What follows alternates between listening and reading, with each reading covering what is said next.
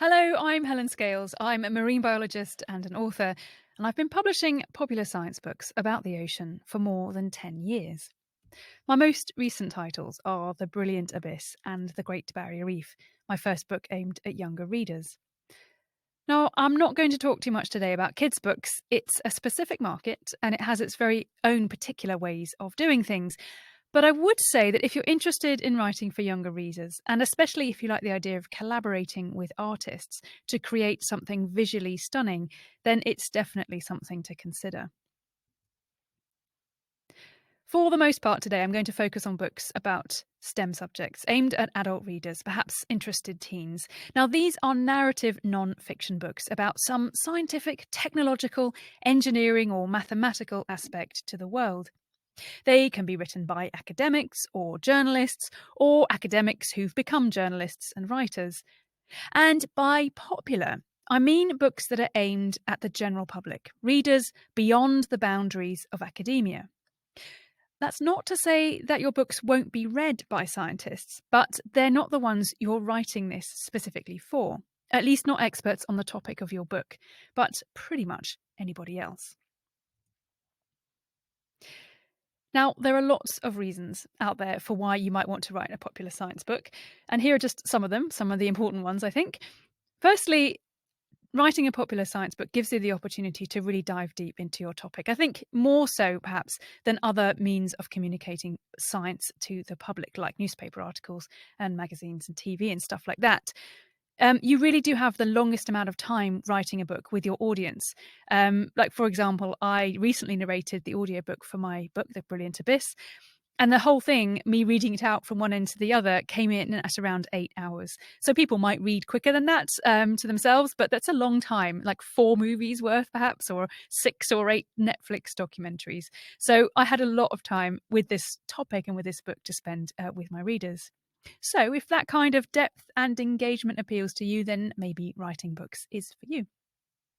Some of the other reasons for writing popular science books, well, it can help to build your brand as a science communicator. It gives you the opportunity to stamp your authority on a subject, and it gives you a platform that opens up other opportunities to talk more broadly about your ideas on TV and radio, at science festivals and things like that. I would also say that in itself is maybe not quite enough, and what you really need is to like writing. I think you really should write popular science books if you have a compelling, burning desire to write a book. I think it's really important that you actually like writing at least some of the time. I think writing is a wonderful thing to do.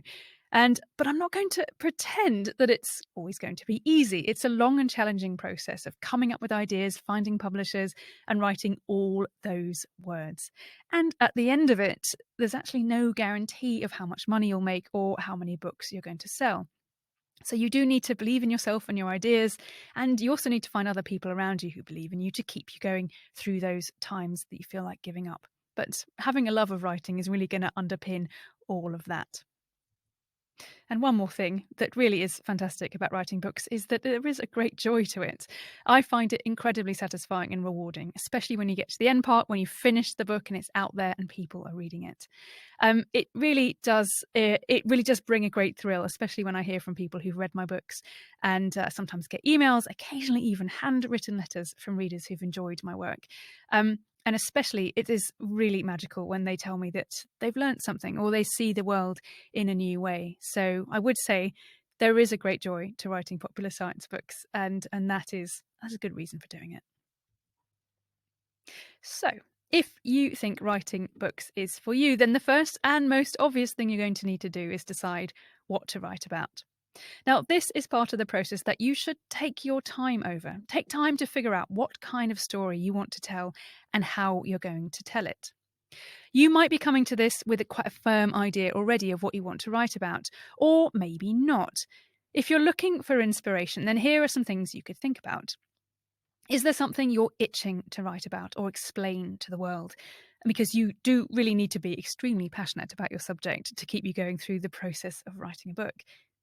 Now, is there a book that you'd love to read but hasn't been written? And if so, maybe you're the person to write it. If you're a journalist and you write popular science features, are there stories that you report on that you think might be expanded into a book? Perhaps the more you look at it, the more the stories unfold. Do you think there might be enough material to support an 80 or 90,000 word book? If you're a scientist, is there part of your work that you're dying to tell a wider audience about? Maybe there is, but do beware because, especially if this is your first foray into popular science writing, one of the hardest things to do as an academic is to write about your specialist subject for people who don't share your knowledge, your expertise, and your fluency in the technical language of your field.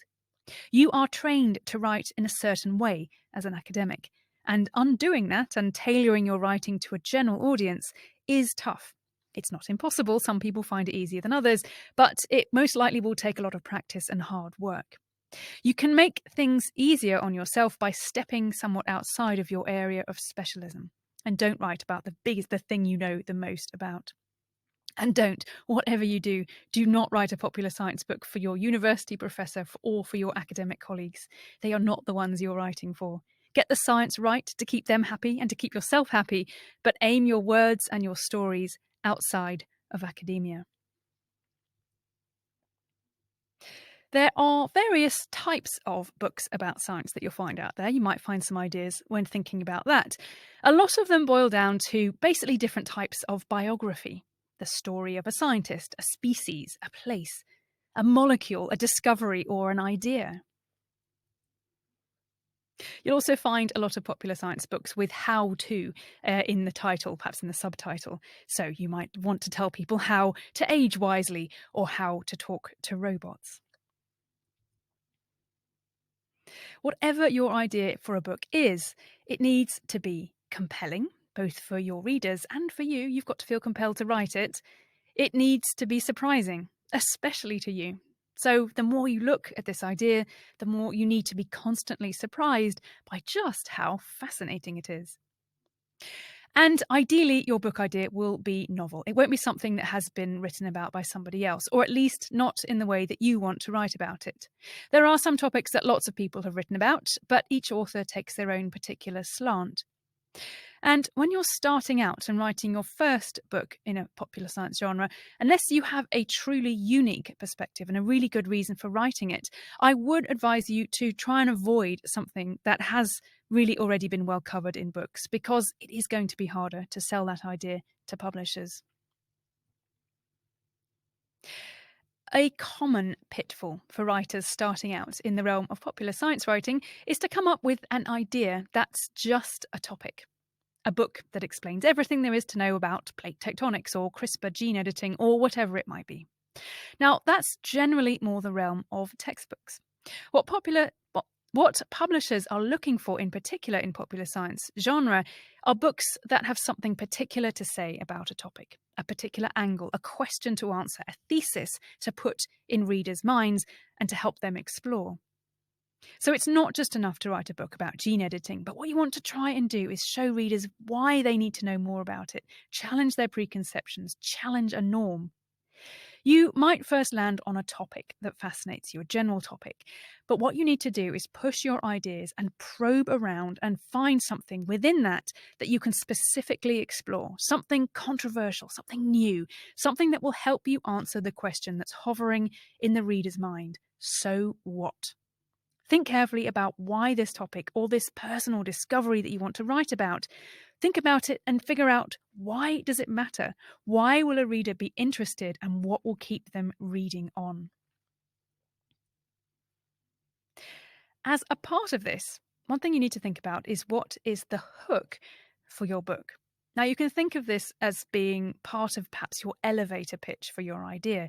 It's how you can concisely articulate the idea and what's in it, the book and what's in it, and what you're going to say. Now, this can be one of the really hardest things to do. So it does take time, and take that time that you need to figure out, what is it about this book? What hooks readers in this idea that you have? And it can come down to finding a pithy idea, a question, something that will make readers want to pick your book up in a shop and read it. Now, here are some ideas of some well-selling books that I think have quite a clear and compelling hook. This one is Are Octopuses Intelligent Aliens? We've also got trees can talk to each other. And by implication, the author is saying, I'm going to show you how and why. Here's another one. Why do we sleep and why does it matter? Now, that could easily have been pitched simply as a book about sleep. But what Walker does in here, and especially in the title, is show that he's going to delve into that compelling question of why do we do it? Why do we sleep? And by implication, what happens if we don't? And sometimes these bestsellers sum up that snappy saleability in a clever title, like this one, which is Astrophysics for People in a Hurry, which I think makes a fairly compelling promise to its readers. Now, next, I'm going to go quickly through the steps of what you need to do to get to the point of signing a book deal. And then I'm going to come back to some tips about the actual writing process. So first, you've got your great idea for a book. What happens next? Well, writing narrative non-fiction, including popular science, you don't actually need to write the whole book first. You might think that's good news, and perhaps it is. What you'll need to do instead is pitch your idea to agents and editors. And to do that, you need to put together a book proposal. Now, your proposal is going to do a couple of important things. It's going to basically it's going to basically make you think about what your book is going to be about and how you're going to write it. And it's a document that you're going to use to convince agents and publishers to take you on and to take on your book. Now, there are various ways to structure a proposal, but essentially what you need to do is find convincing answers to these questions. So, what is your book about? What is your book saying? So, what is your thesis, your idea? What is the hook for your book? You also want to explain why you're the person to write this and why now. So what's timely about this? A publisher will often want to find some reason for publishing this book right now.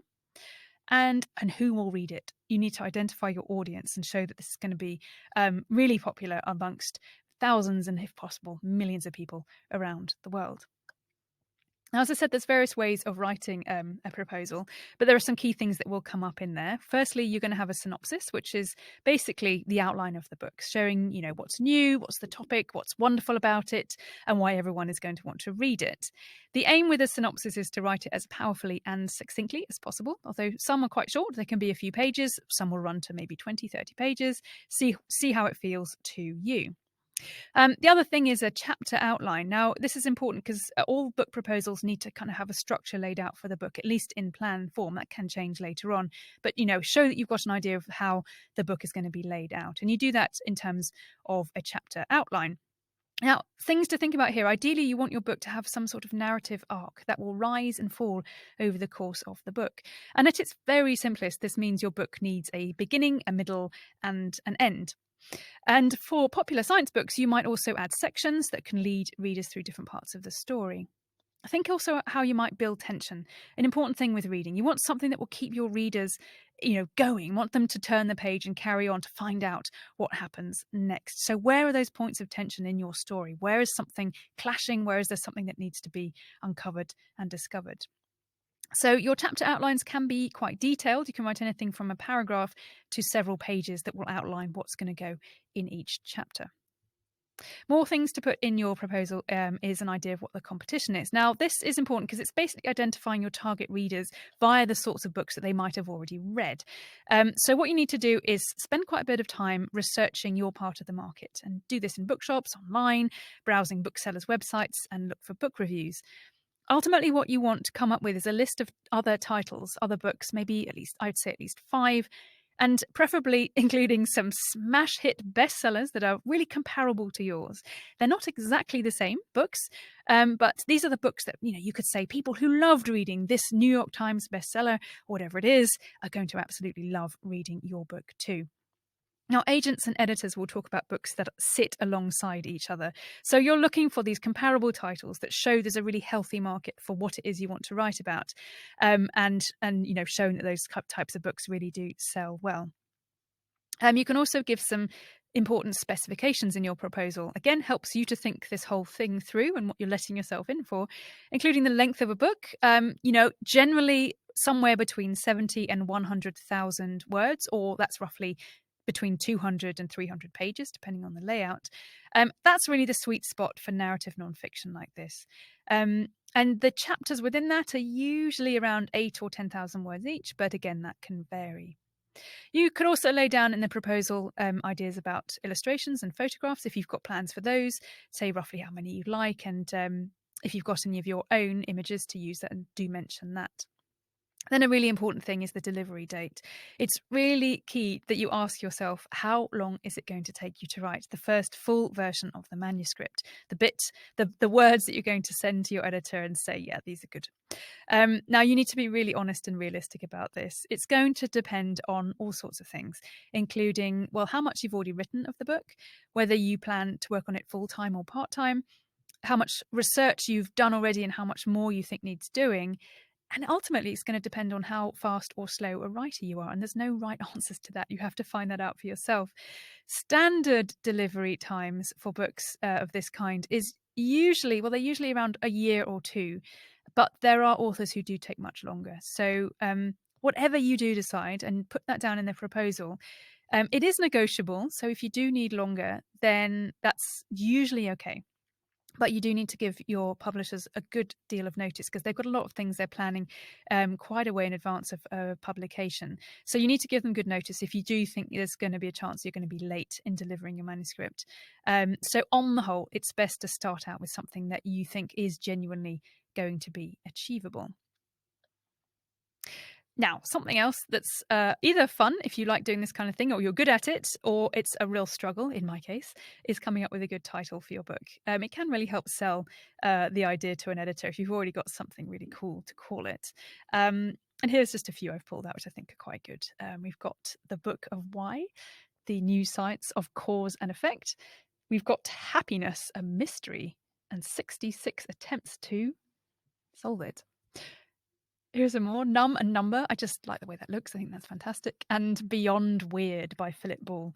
So yeah, if you can come up with a great title, put that down in your proposal. Don't worry too much. That can always change. I mean, I've come up with titles for my books literally just before they've gone to be printed.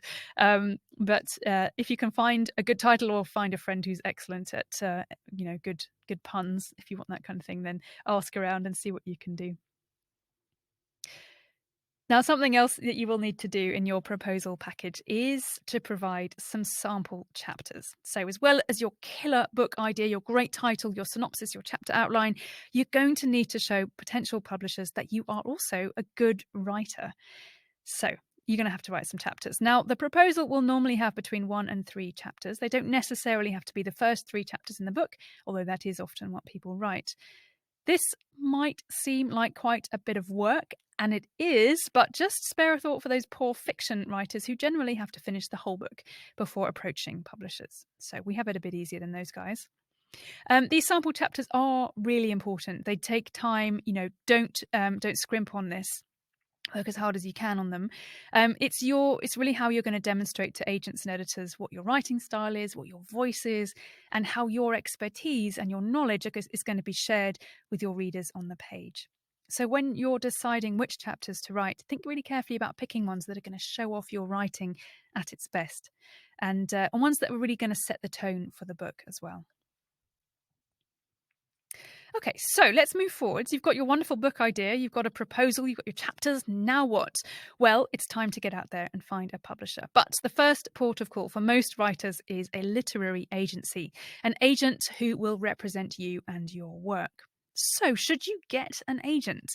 Well, it's a question I am often asked, especially by academics who want to write popular science books.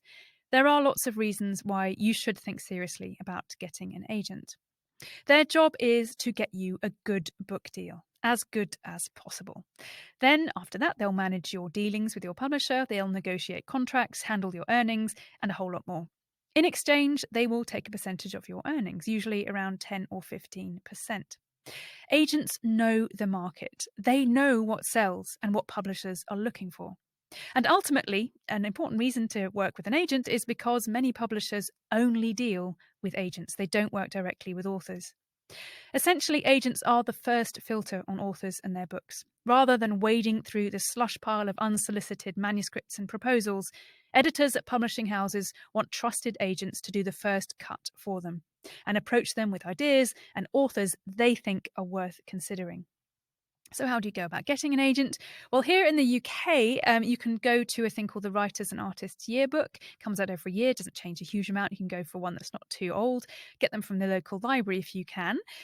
In that, they basically have lists of authors under different types of books, all sorts of details you can find in there. You can also find out who represents the authors who write similar books to yours. So you can do this anywhere in the world. Find books that perhaps are in your comparative title or just similar things that you might want to be doing, and find out who their agents are. You can check the acknowledgements. People usually thank their agents there, or look at the authors' websites. Now, when you have some ideas of names, find the agency websites and check out their recommended guidelines for submissions. They should say how they want to be approached. They may also say what kind of authors and books they're looking for, and they should specify what material they want in a proposal, how long it should be, how many sample chapters, that kind of thing. So actually, there's something to be said to be doing this at around the time that you're developing your proposal, so that you can think about what material you're going to submit to these guys when it's ready. Now, one thing to bear in mind is that you need an agent who really gets you and your ideas, who you like and you can see yourself working with in the years ahead. Meet up with them. If they're serious about working with you, they should at the very least have a Zoom call or a coffee, and just do that and see how you get on. I worked early on with an agent who I eventually left because ultimately we didn't actually seem to have the same vision as I did. He didn't have the same vision for my books as I did. So I went elsewhere. So don't be afraid to shop around. You also have the option of going alone. You don't have to get an agent. Another option is to work directly with publishers, especially if you work with academic publishing houses, many of which publish excellent popular science books like Cambridge University Press and Chicago University Press. These much more often deal directly with authors and especially academics. So let's jump ahead now to the point where a publisher is keen on your book. And what happens is, well, you might have some conversations with some interested editors, and then the magical day arrives when you're offered a book deal. And if you're especially lucky, you might have several publishers interested, and there's an auction which will drive up the price that they're going to pay for your book. Now, a few details of what you might expect. The publisher may offer you an advance on your royalties. Now, this is money that you'll get up front to write the book. Usually, you'll get paid in chunks at various publishing milestones. You'll get some cash when you sign the contract, some when you submit the manuscript, and some when the book is published. But it's never going to come up all once. It's not going to come up front in one lump. And details of that you'll get in your contract. On top of that, you'll get a royalty rate, which is the amount per copy that you'll earn. And this can vary, but a standard is around 10%, either of the cover price or the net amount that a publisher is going to receive after they've got discounts and things like that. So you'll only start earning more on your sales when you have, as the industry calls it, earned out. And that's basically that you've sold enough copies for the publisher to recoup your advance from the royalties you would have made from those sales. And the good news is, if that never happens, and often it doesn't, you don't have to pay back the advance. That's your money to keep. There are publishers who will not offer an advance or even just a very small one. But if that's the case, they might offer a higher royalty rate, perhaps 20%. Now, negotiating on all of this is what your agent is there for. If you don't have an agent, you're going to have to do this all on your own. But if you are going that route, then certainly here in the UK, you can get some help from the Society of Authors. You can become a member, and they offer advice on contracts and various other aspects of the writing industry. So you have a contract. You've signed and sealed the deal. The next thing you need to do is write your book. So I'm just going to finish with a few top tips on, well, what to do when it comes to the actual writing part. Firstly, I would say, well, you need to read. To be a good writer, you really need to be a good reader. And it seems to me kind of an odd endeavour to undertake if you yourself are not excited by books and stories and words made by other people. So read lots. Keep the words flowing through your mind, through your imagination. Read critically. Look out for writers you admire and try and pinpoint the specifics of what you like about their work. Look out for writers whose work you don't like as much, and again, try to figure out why. Don't aim to imitate, that's not what this is about, but you can learn techniques from other writers, you can see what works, what doesn't, and you can study the craft of good writing as it's presented to you on the page. Find a pace and a place for your writing. Now, everyone is different. You don't know until you try, but there might be a natural pace of writing for you, the number of words you can comfortably get through in a day. Working out that is kind of useful, especially if you're planning your delivery date for a book. I find 1,000 words a day is usually a good target. Sometimes I go more, sometimes less. Also, figure out where you write best, in coffee shops, in a silent room, and when. Are you an early morning writer or do you stay up late into the night? If you're writing a book at the same time as working on a job, even if that's part time, you are going to need to work out which times of day and in the week when you can really write effectively. You may already be good at this if you're an academic or not, but figure out how to gather and organize your information and your ideas. There's nothing more frustrating than forgetting that great idea you wake up with first thing in the morning or that paper you read with a key fact. Find a system that works for you for storing and cataloging information in notebooks, on your computer, whatever it is. Just set yourself a system that will let you search for and lay your hands on the information that you need. Now, it will be hard work. I can't lie to you. Writing books is not necessarily a walk in the park, but a strong piece of advice I have is to set out, well, expecting that this business of writing popular science books will be hard, and you mustn't underestimate how much work it takes to write well about science for a general audience. If someone's writing is effortless to read, it's almost certainly not effortless to write. Not that it should be a grueling task, but it does take time and dedication, and it needs your desire to write well. And for almost everyone, hard work and attention to words and the craft of writing will make you better over time and a better writer. So don't rush into writing books, especially if you're still figuring out who you are as a writer. Take time to find your voice, to shape your ideas, to practice. Write a blog, write features, find whatever ways you can to get words on the page. And that leads me to my final tip, which is don't give up. It isn't easy. You will need to keep trying and working hard through rounds of rejections we all get and of publishers saying no. You need to keep going when you think there's no way you're going to finish writing this draft, or when you think that everyone else is writing a better book than yours. You need to keep going when you face the challenge of thinking of a second book to write and you're wrestling with your demons over how good it will be. All you need to do is keep going, keep on having ideas, and keep writing. Thanks.